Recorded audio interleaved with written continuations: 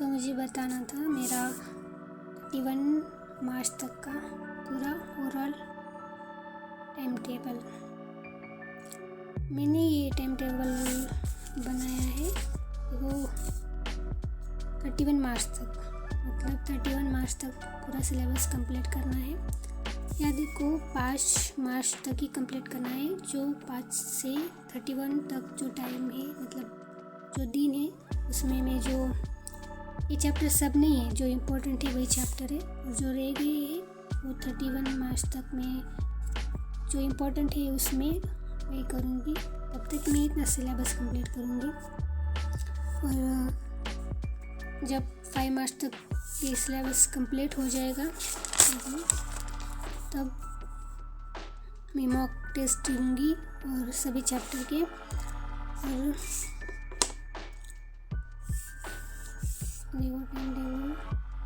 फिर मैं रोटेट में सब्जेक्ट करूँगी, मतलब ऐसे ही, और इम्पोर्टेंट टॉपिक कवर करूँगी 31 मार्च तक। और बाद में मैं कोई से भी नया चैप्टर स्टार्ट नहीं करूँगी, क्योंकि रिवीजन को एक ही मन पछा रहता है, तो मैं उसमें नया चैप्टर्स नहीं करूँगी।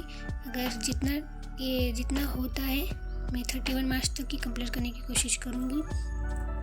और ये देखो मैं मॉर्निंग में 31 तक है, मॉर्निंग में फिजिक्स करूँगी 2 से 2 आवर, और लेट मॉर्निंग मतलब जो आफ्टरनून और मॉर्निंग के बीच का टाइम है उसमें मैं ऑर्गेनिक केमिस्ट्री का करूँगी।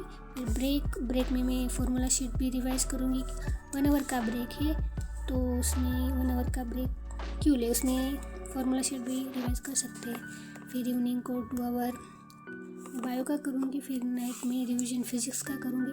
देखो ये सब फिजिक्स का है, क्योंकि फिजिक्स को ज़्यादा टाइम देना पड़ेगा ना, तो फिजिक्स के लिए और 1 या 2.5 आवर। फिर नाइट को इंसर्टेड डायग्राम मैं पूरा दिन जो पढ़ा वो नाइट को रिवाइज करूँगी, नया स्टार्ट नहीं करूँगी, क्योंकि नया स्टार्ट नहीं करना चाहिए नाइट को, ऐसा मुझे लगता है। फिर ऐसा नहीं लगेगा कि आज मैंने पढ़ा, सेटिस्फेक्शन नहीं मिलेगी, तो नाइट में नहीं स्टार्ट करेंगे नया कुछ, जितना पूरा पढ़ा है उसे रिवाइज करके फिर छोड़ देंगे। ये मेरा ओवरऑल है। मैं टाइम टेबल चेंज नहीं किया, मैं इसे ही फॉलो कर रही हूँ। मैंने पहले 1 फ़रवरी को ही बना लिया था, और मैं टाइम टेबल जो टू डू लिस्ट है वो ऐसे ही बनाती हूँ जैसा मैंने पहले कहा था। तो ये है। और मैं एक बात बता दूँ, मुझे कमेंट में किसी ने कहा था आप तो बड़ी यूट्यूबर हो, हमें गाइड करने का टाइम मिलेगा या नहीं।